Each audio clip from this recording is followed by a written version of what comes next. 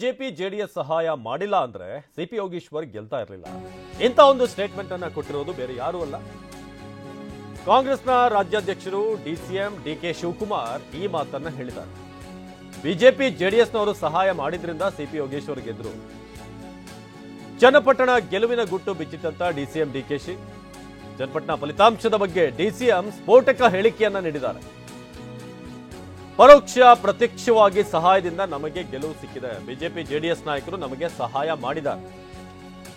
ಕಾಂಗ್ರೆಸ್ಗೆ ಇದ್ದಿದ್ದೇ ಕೇವಲ 16,000 ವೋಟ್ ಆಗಿದೆ. ಅಲ್ಲಿ ಜೆಡಿಎಸ್ನ ಕೆಲ ನಾಯಕರೆಲ್ಲ ನಮಗೆ ಬೆಂಬಲ ಆಗಿದ್ರು, ನಮಗೆ ಸಪೋರ್ಟ್ ಆಗಿದ್ರು ಅಂತ ಹೇಳಿದರು. ಈ ಮಧ್ಯೆ ನಮಗೆ ಬಹಳ ಜನ ಸಹಾಯ ಮಾಡಿದ್ದಾರೆ, ಎಲ್ಲ ಪಾರ್ಟಿಯವರು ಮಾಡಿದ್ದಾರೆ. ಕಾಂಗ್ರೆಸ್ಗೆ ಇದ್ದಿದ್ದು ಬರೀ 16,000 vote last time assembly. Parliament ಸ್ವಲ್ಪ ಜಾಸ್ತಿ ಆಗಿದೆ. ಈಗೂ ಕೂಡ ದಳದ ಅನೇಕ ನಾಯಕರುಗಳೆಲ್ಲ ನಮಗೆ ಬೆಂಬಲವಾಗಿ ಸಪೋರ್ಟ್ ಮಾಡಿದ್ದಾರೆ. ಬಿಜೆಪಿಯವರು ಮಾಡಿದ್ದಾರೆ.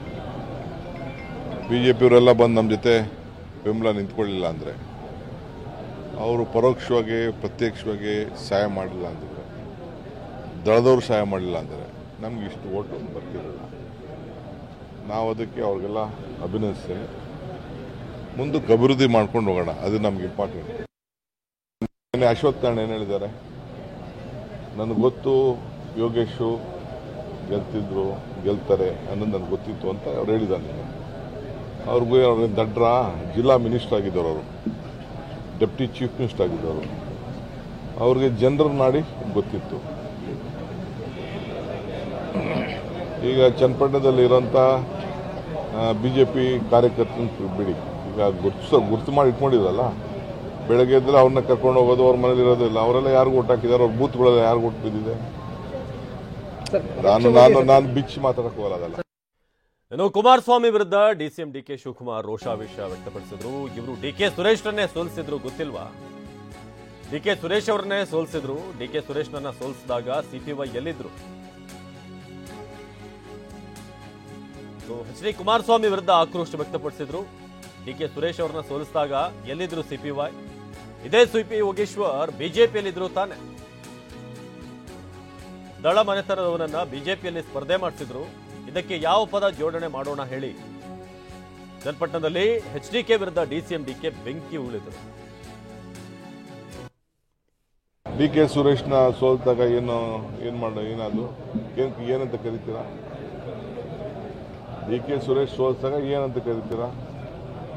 ಇದೇ ಯೋಗೇಶು ಇವರೆಲ್ಲ ಬಿಜೆಪಿಲಿದ್ರಲ್ಲಪ್ಪ, ದಳ ಮಂತಂದವನ್ನ ಎತ್ಕೊಂಡೋಗಿ ಬಿಜೆಪಿಗೆ ನಿಲ್ಲಿಸ್ಬಿಟ್ಟು ಅವ್ರ ಬಾಮ ಅದನ್ನೇನಂತ ಕರಿತೀರಿ ನೀವು?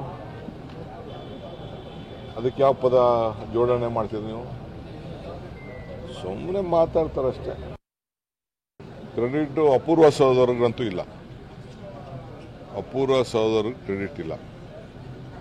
ಈ ಕ್ರೆಡಿಟು ಎಲ್ಲ ನಮ್ಮ ನಾಯಕರುಗಳು ನಮ್ಮ ಮೇಲೆ ವಿಶ್ವಾಸ ಇಟ್ಟು ಅಭ್ಯರ್ಥಿ, ಕಾಂಗ್ರೆಸ್ ಅಭ್ಯರ್ಥಿ, ಆಡಳಿತ ಪಕ್ಷ ಇವ್ರಿಗೊಂದು ಅವಕಾಶ ಮಾಡಿಕೊಡ್ಬೇಕು, ಗೆಲ್ಲಿಸಬೇಕು, ಯೋಗೇಶ್ಗೆ ಅಭಿವೃದ್ಧಿ ಮಾಡಲಿ, ಆಡಳಿತ ಪಕ್ಷದ ಜೊತೆ ಸೇರಲಿ ಅಂತೇಳಿ ಇದು ಮತದಾರರ ತೀರ್ಪಿದು.